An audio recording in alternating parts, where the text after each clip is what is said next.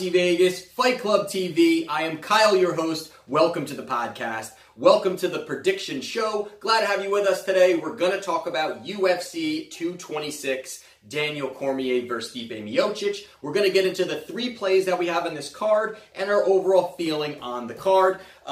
This main event here between Stipe and DC is really the epitome of what a super fight means. It is the definition of what a super fight is you've got one guy in Daniel Cormier who has completely wiped out his division and really doesn't have anywhere else to go. And you got Stipe who has obliterated the heavyweight division and beat the who's who of that division. And now you've got two guys that are at the point of their career and they have absolutely earned the right to fight each other. And a lot of guys, I know there's super fight and, money fight, and these terms are always thrown around and pretty much thrown around all the time. And you got guys now, even in the prelims, talking about, oh, I want a money fight. It's a little bit too much where they talk about it. So this is a legitimate super fight. I would say that, this is the biggest fight of the year. I know there was also the conversation between Conor McGregor and Khabib and that whole situation that could be happening. That would be one of the bigger fights for the UFC ever. I would say with the pay-per-view buys, the hype, the dolly throw, all that stuff is going to really add up to a lot of pay-per-view buys. And the one that I thought that was one of the most important fights of the year was the Tony Ferguson versus Khabib fight. That was a fight that I thought was so important for that division with the hiatus of Conor McGregor. It was so important, and then it just kind of just fell apart, and Khabib gets that title after beating Al Iaquinta. So a lot of crazy stuff happened there. So this fight here is extremely important. I really hope we do see the Khabib fight, Khabib-Conor fight. I really, really hope that all happens. We will see if that does happen. But right now, this is as super fight-ish as you can get. So we will first get into the one unit play that I have on the main event. So we will just get into that one now. And like I always like to do here is I don't give a bunch of statistics and regurgitate statistics that you've heard 1,000 times or that people just, put on Twitter or all these other things. We're really diving, and what I do at each card is fights that I'm betting on. I rewatch 3 to 4 of each fighter's last fights again. I've seen them all, but I like to rewatch them, and I like to try to, it's like a puzzle to me when I'm breaking down and handicapping a fight, is taking parts that maybe the fighter, is able to expose this fighter's weakness, or, what translates what he's done in the past to what he's going to be able to do to his opponent here, and how that's all put together. That's how I really break down this fight. So that's what you're going to be hearing here on Fight Club TV. And if you have not yet done so, do not forget to subscribe, like, head kick the bell icon, get involved with Fight Club TV, and it's all UFC and gambling. Can't beat that. So we will get into now the first play. The first play is between DC and Stipe. Now this fight here, breaking it down, I'll go back down, like I said, the last 3 fights quickly, because we do have 3 plays on here. I want to kind of get through it. Don't want to make this too long of a show. But the first one is between Anthony Johnson and Daniel Cormier. Now, this fight to me here is slightly, in a way, Anthony Johnson is very similar to Stipe Miocic, without a doubt. A guy who's got tremendous power and has wrestling. So it's not like it's just a one-trick pony. He has the ability to survive on the ground. But in this fight here, it's the way Daniel Cormier fights. Now, Daniel Cormier is very much known and uses his actual small stature to his advantage. And he's able to lunge forward, and he does not keep his head on the center line. Even when he lunges forward, he's able to bob and weave, and a lot of guys are so fixated on just going forward and getting that knockout punch where they don't think about themselves and their well-being of where their hands are they blocking, they're looking for the knockout. Daniel Cormier uses that lunge forward to really position himself, whether just to mostly get inside, but to position himself for the takedown or to get inside and make it a dogfight, work you, make it that kind of inside dirty boxing kind of fight. That's where Daniel Cormier wants this fight to be. Of course, a guy like Stipe, he does not want to be on the outside trying to exchange where Stipe has a large reach advantage on him. So, of course, that's where Cormier wants to be. And in that fight, he did that exact thing to Anthony Johnson. He was able to get inside. He was able to really dictate his movement. He got him to the ground. He was able to ground and pound him, and was able to get the rear naked choke. So there's a lot to be said about that. Then you've got against Jon Jones.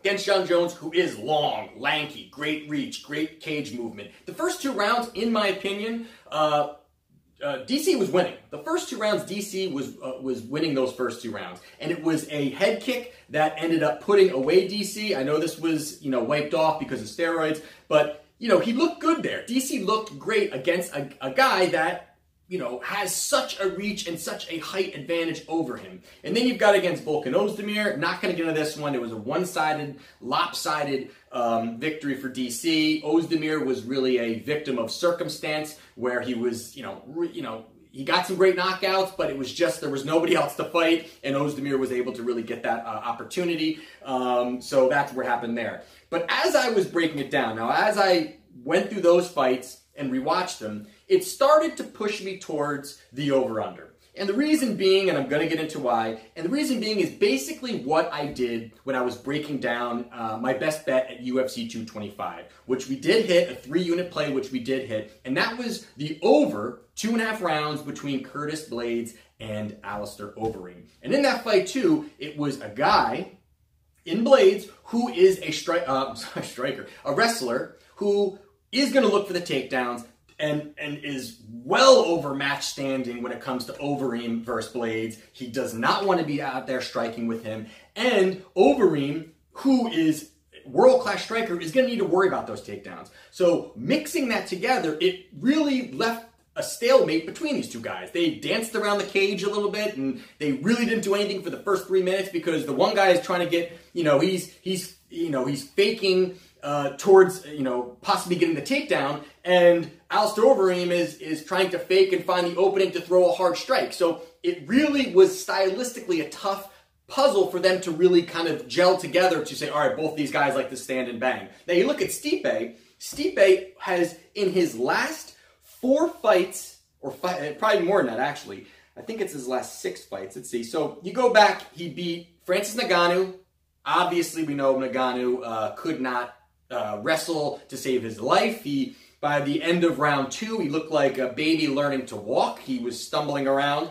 Then you got Junior Dos Santos. He knocked out Junior Dos Santos in the first round. You've got Alistair Overeem. He knocked him out. You've got Verdum. Verdum is good on the ground, of course, but he was pressuring Stipe in a very odd way moving forward, was able to get dropped in that fight. Then you've got Orlovsky, he got knocked out. You've got Hunt, he got knocked out. So you look at all those guys. And the one thing they all have in common is they don't wrestle. They are not good on the ground. They aren't looking for the ground. And a lot of that, I think, makes Stipe a lot more comfortable. And I think that is going to be a very, very tough piece for him to manipulate how he wants to really work his combinations from the outside. And that is where Alistair Overeem had those issues. I think he had a lot of those issues when he was trying to really see what he was going to do with Curtis Blaydes. And in that fight, the fight was over. Blaydes did put him away late in that fight. We were able to cash in on that.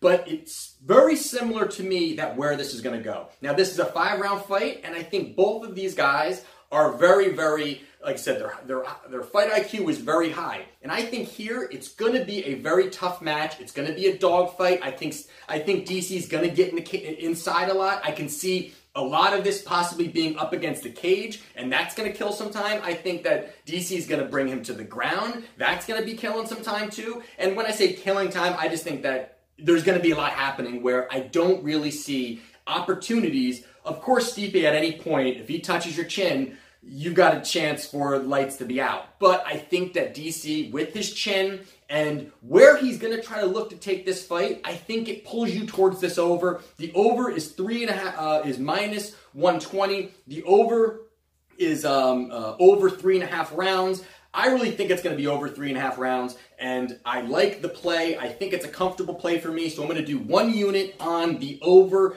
3.5 rounds at minus 120 in the main event. The other fight that I have that I want to go over is the fight between Mike Perry and Paul Felder. Now, this fight was, I know Mike Perry had an opponent, and then he didn't have the opponent, and then they were trying to piece together things. Things were moving around. And Mike Perry, we know this guy. He's got monster power. He's got the ability to put you out at any point. The thing that I don't like about Mike Perry is the fact that he is not at all polished. He's got great ability. I know he's changed camps now, and I know that that's going to help him a little bit there. But the thing that really just bothers me about him is that even when you look at who he's beat, I mean, he's knocked out some decent guys, but when he starts facing a little bit higher up, he's not prepared. He's not ready. Joban he lost to Ponzinibbio in a fight that I thought was even more for Ponzinibbio because he ended up sweeping, but I thought he won almost all 3 rounds. Then you got Max Griffin. Max Griffin, completely one-sided victory. Only flashes of success really for Mike Perry in that fight. He would land maybe a nice shot, and then he wouldn't be able to really continue to go forward. He does not, hide punches behind jabs. He really, most of the time, he's guerrilla running in and trying to pound you with a spectacular knockout. And that's always in his mind. You can tell that that's something that he wants. And you look at somebody like Paul Felder. Paul Felder, to me, is such a well-rounded, clean, crisp fighter. He's very polished. He is very, very, his Muay Thai is sensational. If he gets you inside, he's got great elbows, great spinning attacks. He's got a lot of different spots where he can hit you from different angles. I just think that this is going to be so overwhelming for Mike Perry that he's just not going to be ready for it. You got Mike Perry, who's plus 120. You've got Paul Felder at minus 145. At this point, I just don't think Mike Perry can get that done. I just don't think that he's got the ability to get it done. I think that Paul Felder he's a tough guy, and if he works his kicks and the way that he does and works his combinations, I don't see Mike Perry having any answer at all for it.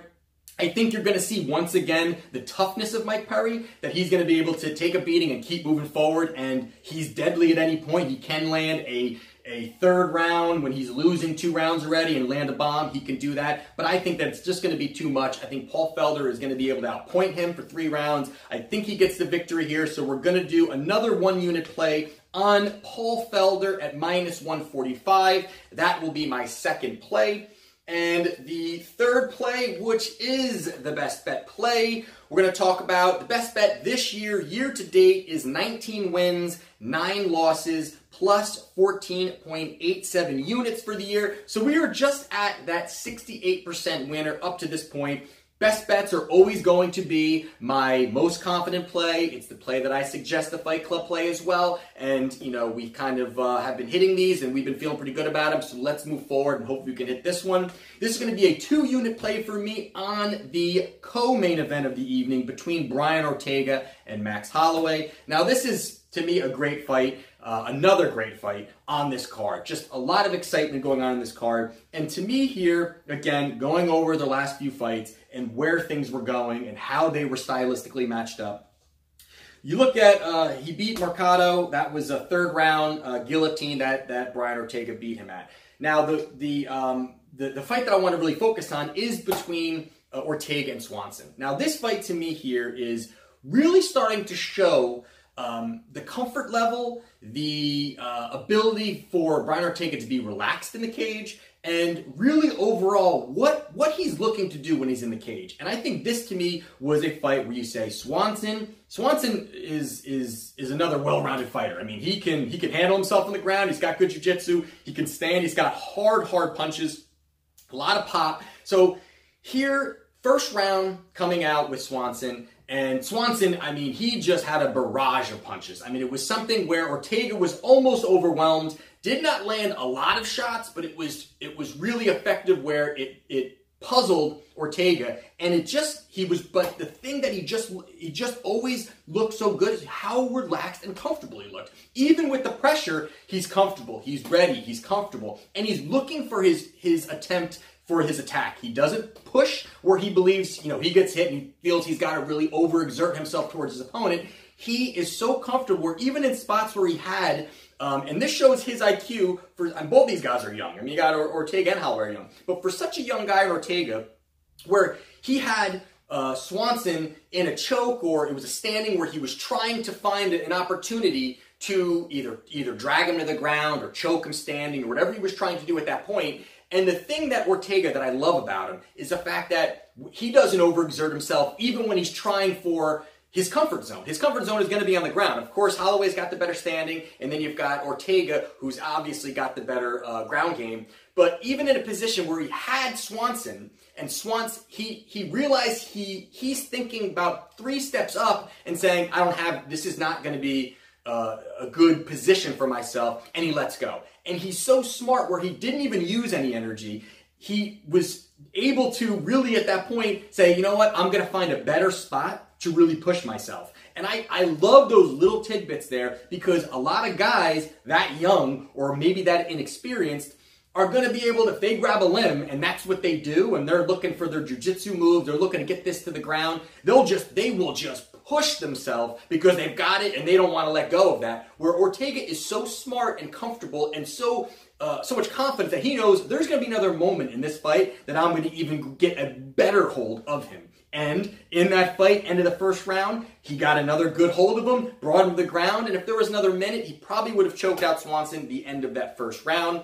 That fight goes in the second round, and again, he ends up getting a he didn't stand, but Swanson was standing. It was a guillotine where Swanson was standing. Unbelievable move. The way that he was able to even have the smarts to realize that he had the leverage there. And, that could have easily went the other way. Say Swanson's head popped out. Now, all of a sudden, Swanson's on top. Although Ortega realizes, you know what? Me on the ground is pretty scary as well on my back. So he gets the victory there. I thought that was a telling sign. And then as well, Frankie Edgar, another spot where just Ortega looks so relaxed. I love the way that he looked there. I thought that even Frankie Edgar, he wasn't prepared for it because he knows he can't get that ground and pound. It took one of his strongest points away, which is getting you to the ground and pounding you, that he couldn't do it. So I think at that point, it really, Ortega was so comfortable saying, listen, you want to take us to the ground? Let's do that. But he just knew Frankie Edgar coming forward. He was able to throw the elbow that really, started everything and put him away. Awesome performance again by Ortega. Now you look at Holloway. Now the thing about Holloway here is kind of the thing that I'm looking at Stipe in DC. Now again, this is another spot for me again here where I start to look towards the over in this fight. I was looking at who I like to win here, and I am going to pick a couple of these guys in my hero parlay on Friday, which we will get into when I put that video out, the Let's Chat video. So we'll get into that all on Friday. But here on the Best Bet Play, it was another spot here where I said, you know what? I really like this over. And again, we're going to get into why. Because the fact, now you look at who Holloway's fought. Now Holloway, his last few fights, you go with last 5 fights. You've got decision between Jeremy Stevens, a decision with Lamas, a 3rd round finish on Pettis, a 3rd round finish for Aldo, and a 3rd round finish again for Aldo. Now, that all there says a lot. I mean, that definitely says a lot. But you also look at the fact of what Ortega had done prior to these few fights. I mean, he had the most, the most finishes ever in the 3rd round Ortega has. I mean, so he had a 1st round finish on Frankie, a late 2nd round finish on Swanson. Then Mercado, he beat him 3 minutes into the 3rd round. But then Clay Guida was late in the 3rd round.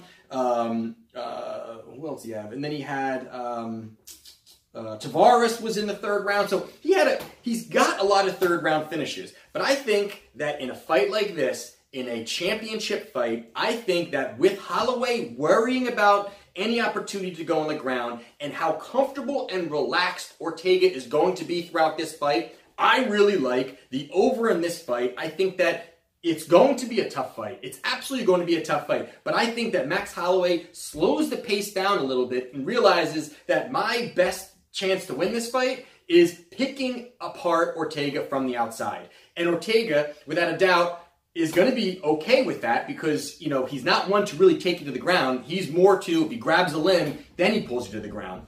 But stylistically, it's going to be tough for them to gel and really have the attacks, one going forward, the other going forward. Because if the more that Max is pushing forward, it's going to give more opportunity for Ortega to take him to the ground. Plus the fact that Max Holloway is not a knockout puncher. He has finished many guys, but he's more on overexerting himself and peppering the guy throughout the fight and then getting the finish where basically the guy's will has been collapsed and then he's able to just continually finish him and get those TKO finishes. Here, I'm not sure if I see that because if Max Holloway is pushing forward and all of these barrages are happening, there's a point where Ortega is going to just take him to the ground. He's just going to take him to the ground, and Max knows he cannot allow that to happen. I think this fight is going to be from the outside. I don't really see, if Ortega's to win, I really think it could be a decision victory, and even Max Holloway. I don't really see him putting away Ortega. So for me, the 3.5 rounds is a nice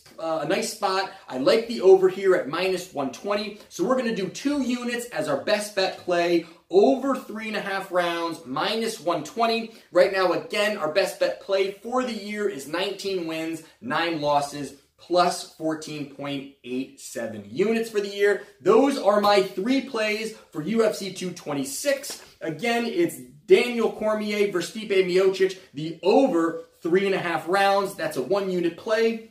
Then we have Paul Felder to beat Mike Perry. That's another 1 unit play at -145. And the best bet play is going to be in the Max Holloway versus Brian Ortega. It's a 2 unit play for me, over 3.5 rounds at -120. Those are my plays. We will be getting into the Hero Parlay and the parlay that I already have in that I want to talk about on Friday. We'll get into that. It's a nice one. I'm looking forward to talking about it. It's a nice one. I think it'll pay. So let me know what you guys have. If you guys have placed your bets, if you guys agree with my best bet play, if you guys are looking to place money elsewhere, let me know. Let's have the conversation. If you have not yet done so, get involved with Fight Club TV. This is a gambling channel and UFC channel all in one spot. And this is Mr. UFC Vegas, Fight Club TV. I'll see you Friday.